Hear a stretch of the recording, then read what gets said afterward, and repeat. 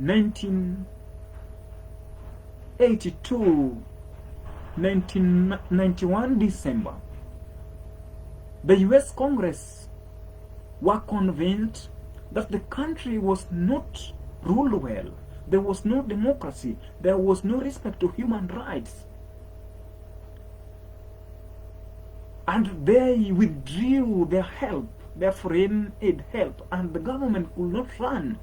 And for them to reintroduce that help they were giving, they gave an ultimatum in the year 1991 that the country, through her leadership, must reintroduce freedom and respect to human rights for them to get the aid, the help, of course, the finance. So this forced the Kanu regime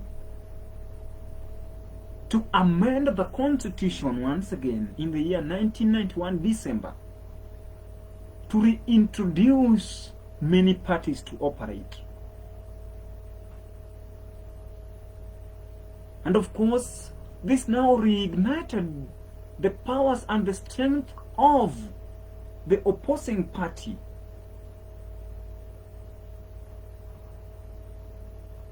And this opposition thing started again coming with one side and the other side, reading from different points, ideologically different points, politically different points, economically different points, and they swayed a good number of Kenyans to each side. So the country was this parted.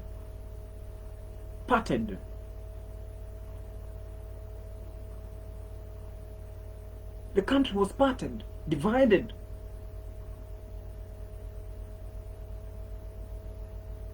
And from the year 1992, where now there is a democratic space in quote, where everybody else now could talk, everybody else could share their views, everybody else could have a say, you know. This democracy was still this divisive, opposing. People are opposed to each other. People are this sidelined to each other, are apart to each other. This a group, through faction, seemingly fighting each other, seemingly are enmity to each other.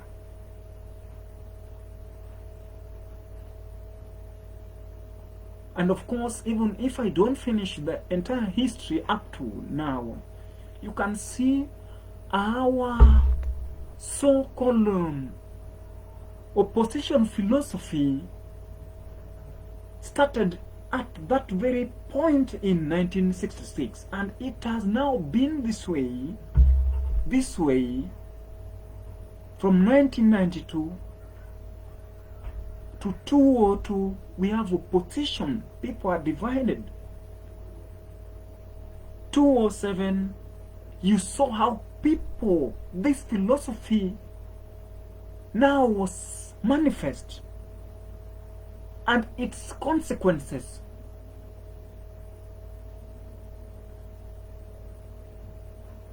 Where we had Ford Kenya, Ford Asili, Ford Kenya, Ford Asili.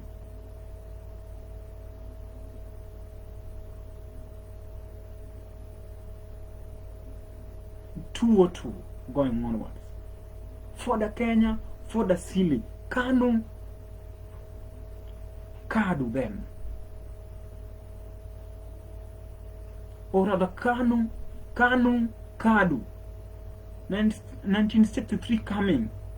Kanu, KPU.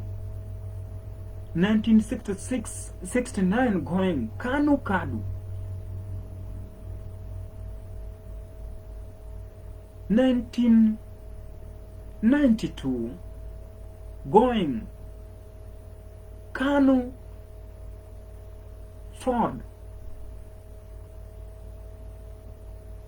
Ford, Kenya, Ford Asili. This division, my friends, Kenyans, this is what I would want us to understand. That is the historical background of opposition philosophy in Kenya. It was a philosophy that was birthed based on a difference in ideology. Capitalist, socialist ideology. Ideology.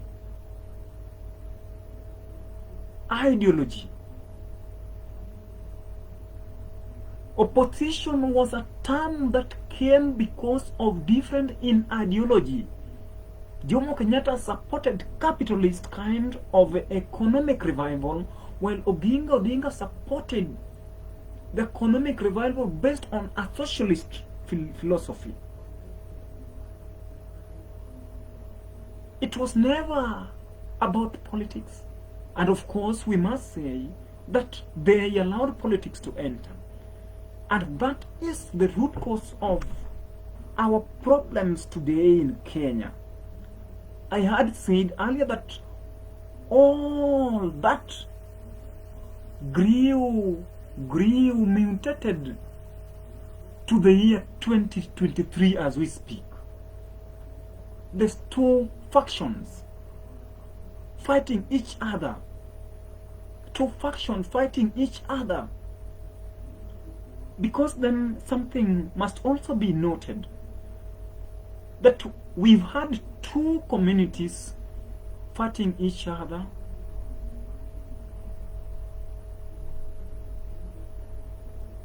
The Agikuyu community and the Luo. Not really fighting each other, but having political differences ideologically. The Agikuyu and the Luo, Kenyatta and the Oginga. And also, it should be noted that two communities have always ruled Kenyans.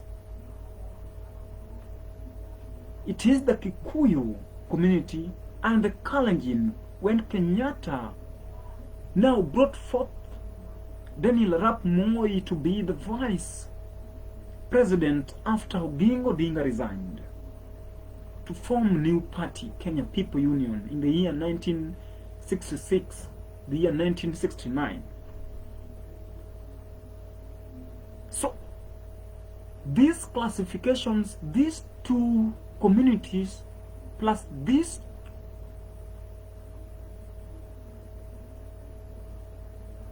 two communities in rule and two communities in struggle with each other have always sustained this fight. I must come up again. I mean, these two families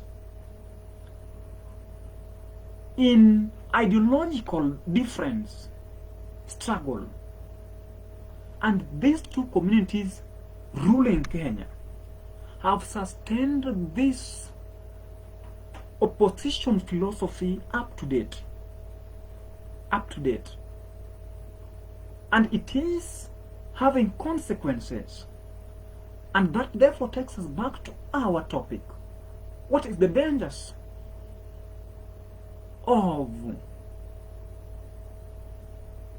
opposition philosophy in creating good governance system, meaningful democracy, and justice?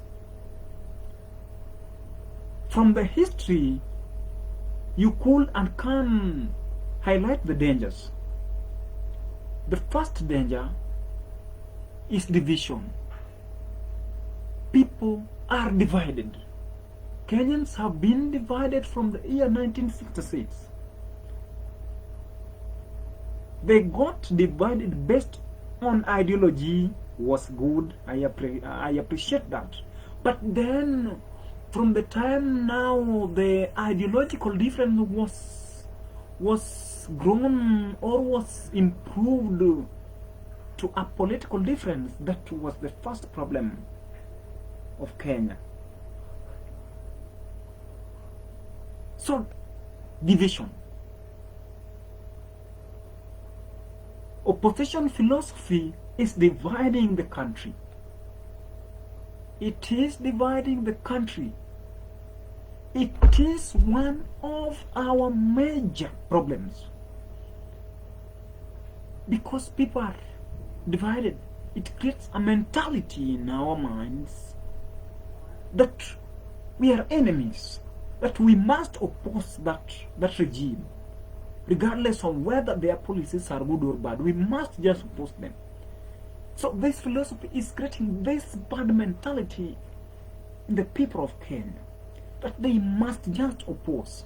Even without reason, they must oppose nevertheless. It is dividing the country. Number two, it creates enmity. After people are divided, people get to be enemy with each other. So it propagates enmity among Kenyans. It propagates enmity among Kenyans. The opposition philosophy in Kenya propagates enmity. People get to be enemy to each other with no reason, because a mentality was created in them that they should oppose each other.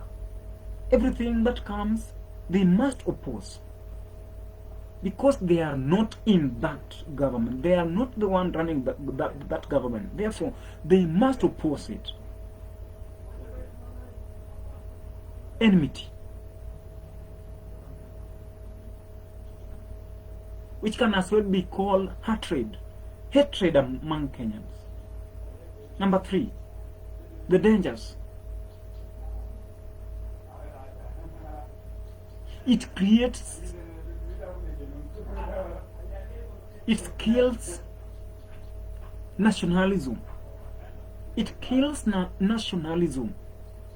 Nationalism is the philosophy that helps a people to define themselves as one nation, as one people, as one continent, who can never be divided. So, opposition philosophy kills the spirit of nationalism. And it has always killed the spirit of nationalism from the time it was orchestrated. Kenyans now, instead of defining themselves as a nation, they define themselves with their ethnic group. We are Luos. We must oppose any and everything that is brought forth by the Kikuyu community. We are Kalenjin. We must oppose each and everything brought forth by the Luo community. Then other communities join these three communities at their convenient interests, when it is convenient for them, and a nation is parted away. Opposition philosophy, Kenyans, I would want us to understand that it kills the spirit of nationalism. 4.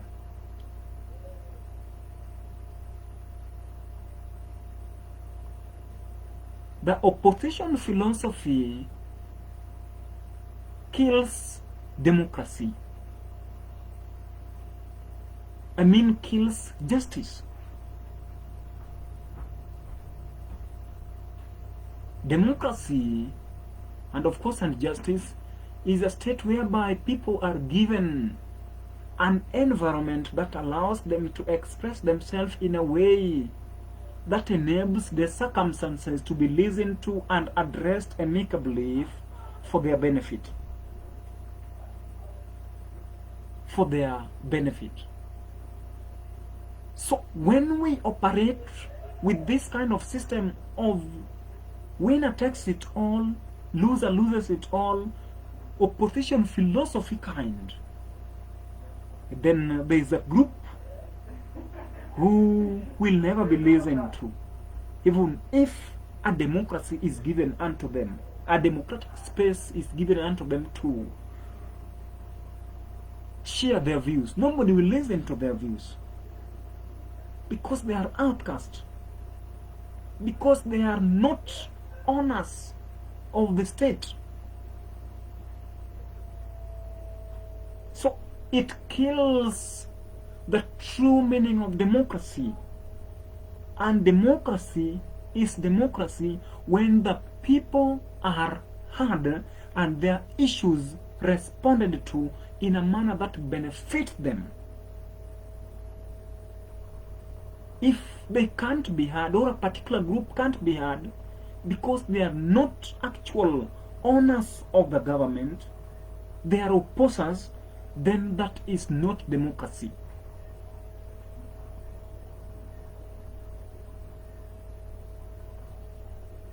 It kills justice. Justice is only justice when everybody else is brought on board. Everybody else is brought on board. Politically, they are brought on board. Socially, they are brought on board. Economically, they are brought on board. That is justice. No one is left behind to question, to lament.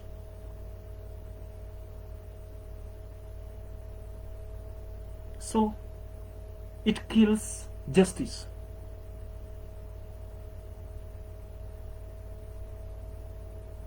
A particular group is left after a particular group is left, their economic and social issues are not addressed, then that nation is not operating within the tenets of justice. Because justice is inclusive, everyone, and in which a particular person is greater and his or her needs is greater than all the laws. All the laws now comes to address the issue of a particular citizen, a particular group, a particular nation in a continent. Everyone is brought on board. Nobody is left outside. That is justice. Therefore, and last but not least, the opposition philosophy discriminate, segregate, and kills the future of a nation by killing the future of a particular community or communities. Therefore, it creates an unbalanced society where there is a group who owns means of production while others remain to be beggars. And this has happened in Kenya for many years. And for us to solve it will take us many years, because we've left many communities lavishing in poverty because they are opposers, because they are losers, because they are not the actual owners of the nation. Therefore, going forward, we must drop this kind of philosophy. We must define ourselves anew. We must embrace a new democracy that is all inclusive. Everybody else is brought on board. No one is left to be an opposer. No mentality is created to perpetuate hatred, to perpetuate enmity, to perpetuate discrimination, to perpetuate segregation, to perpetuate imbalance in development, to perpetuate owners and losers, or winners and losers. We must have a new system of democracy and a new system of government that is all inclusive.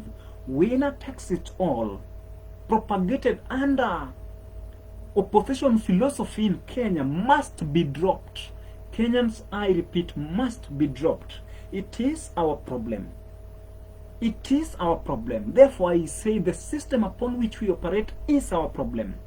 From that philosophy, going to now, from that philosophy, how we define our democracy, from that philosophy, how we define our justice, from that philosophy, how we define our laws, now becomes contrary to who we should be. We should be a people defined by nationalism spirit, the spirit of togetherness, Harambe, that spirit which was introduced by Mzee Jomo Kenyatta in 1965 going onwards. That spirit of Harambe, togetherness, Nyayo, spirit of unity as we pursue our causes. That is how we should define ourselves. But opposition philosophy will not allow us to define ourselves so. It will disunite us, it will segregate us, it will create a division in our mentality. It will therefore compromise the future of Kenyans, because the future of Kenyans is to be achieved when all Kenyans work in unity, extracting all the diverse resources, natural resources, to bring them together for their benefit and for the benefit of the future generation. Let us drop this philosophy of opposition, this philosophy of winner takes it all, and we create a system that is all inclusive. From how we define democracy, from how we define justice, from how we come up with new laws. That is my take today. I still invite you to join our group, Voice of Kenyans movement. We voice, we talk, we speak, we learn, we teach each other, we empower each other economically, socially, and now politically. Good day, Chair, Voice of Kenyans movement. Always concerned about my country Kenya, our country, and our continent. We shall share our thoughts until everything else is solved. Aluta, continua.